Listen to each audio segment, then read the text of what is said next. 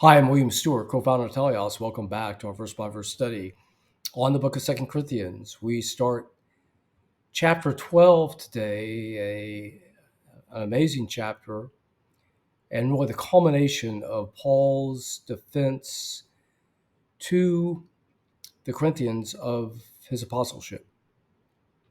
So a storyline throughout this whole book has been the pushback of the Corinthians to Paul for, I think, the first letter of him detailing so many issues that were wrong in this church, which was quite immature and not following his leadership of the Word of God that came to him through Christ.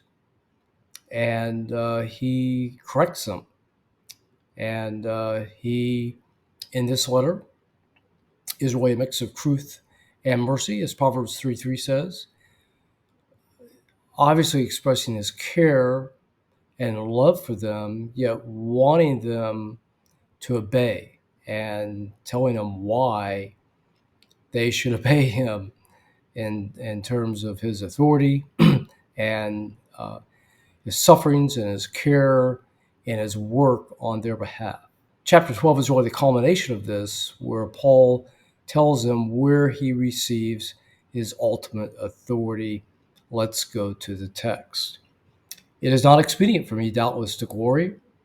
I will come to visions and revelations of the Lord. So he doesn't really want the glory, but he needs to tell them who he is and what has happened to him.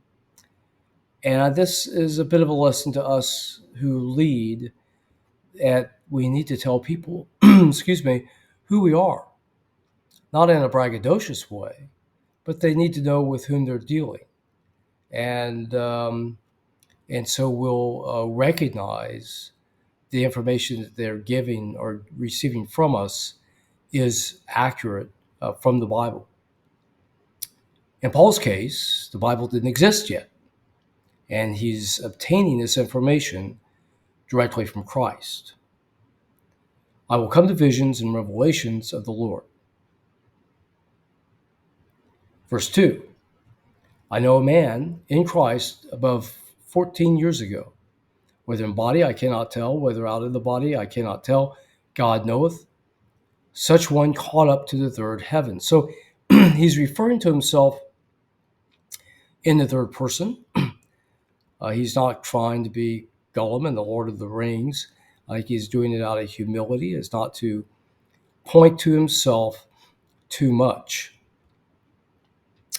Caesar did this also in his Gallic Wars book that he wrote during taking over Gaul for Rome.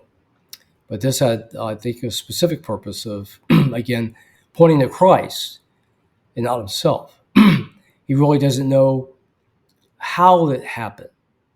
So it was actually him or some vision, just his spirit. He's not sure. The third heaven. This is the only place in Scripture that it's used. We don't really know what it is. Some have speculated that the first heaven is the atmosphere. The second heaven is outer space with the moon and the stars. These are noted in Scripture, but not called the first or second heaven, while the third heaven is where God is. Again, we don't know. It could have been a special place in heaven where Christ took to meet Paul. I knew such a man, whether in body or out of the body, I cannot tell, God knoweth. He was caught up into paradise and heard unspeakable words, which is not lawful for me to utter. Otherwise, Christ taught him personally. We know that information for the church age came from God to Christ to the apostles to man. Paul was not there in the ministry of Christ, as were the other 11 living apostles. So Christ took him personally to teach him. But he taught him information after his resurrection, which I think was much more advanced than what the other apostles heard on earth, because they did not have the Spirit they weren't regenerated and they could not understand like they could after the Holy Spirit came and the church began. They were regenerated.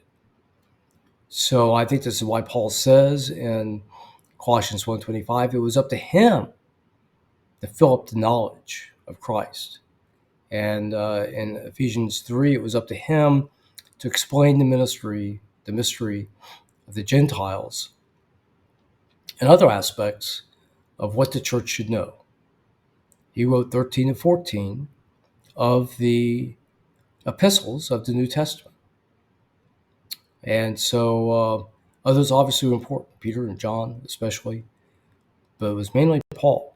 Of such a one I will glory, yet myself I will not glory, but in mine infirmities. So he could glory or brag about this, but he realizes he's weak, and it was only by God all this happened.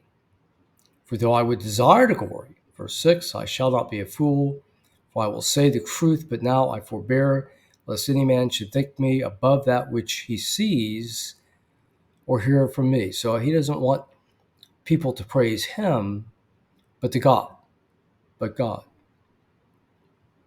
And lest I should be exalted above measure through the abundance of the revelations, there was given to me a thorn in the flesh, a messenger of Satan to buffet me, lest I should be exalted above measure.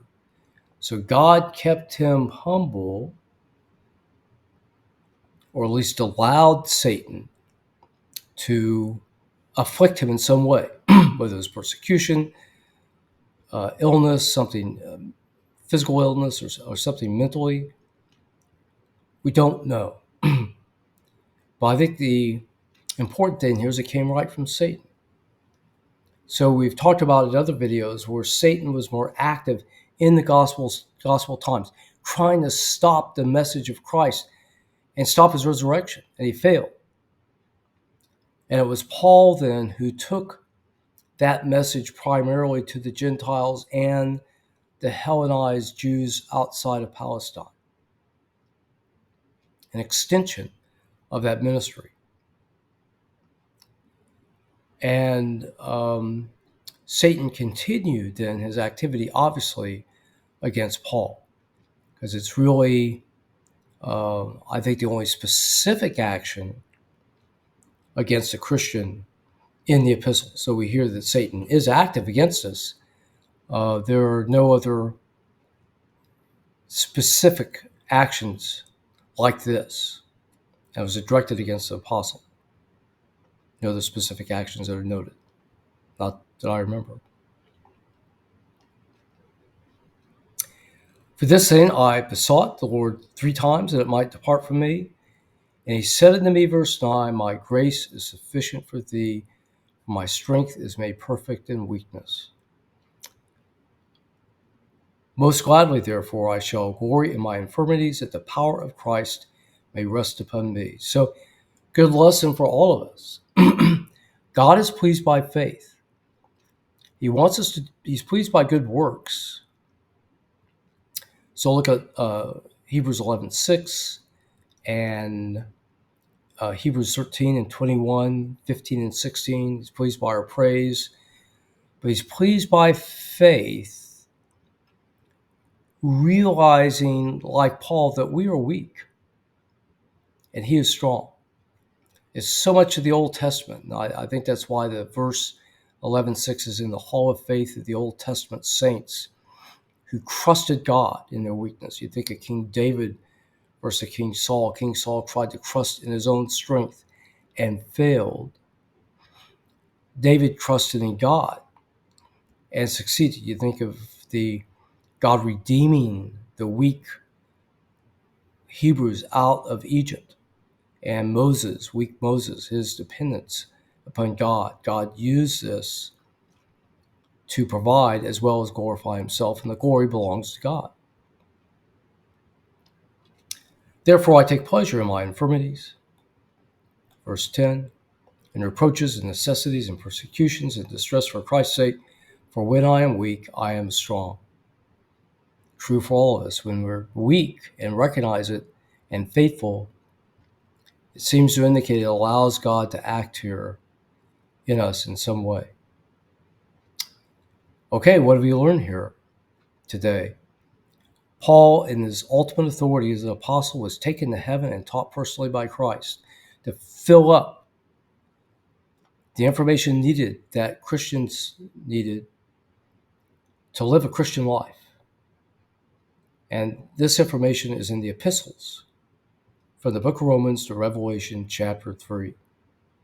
Most of it's by Paul, but God also gave some information to other authors: Paul, John, Judas, James. Paul didn't glory in the fact he was chosen by God to do this, but recognized his infirmities. It was all God, and trusted in God and gloried in him, so God could act through him. Okay, thanks for joining me today. Please come back next time. We'll continue in chapter 12. I'll look forward to seeing you then.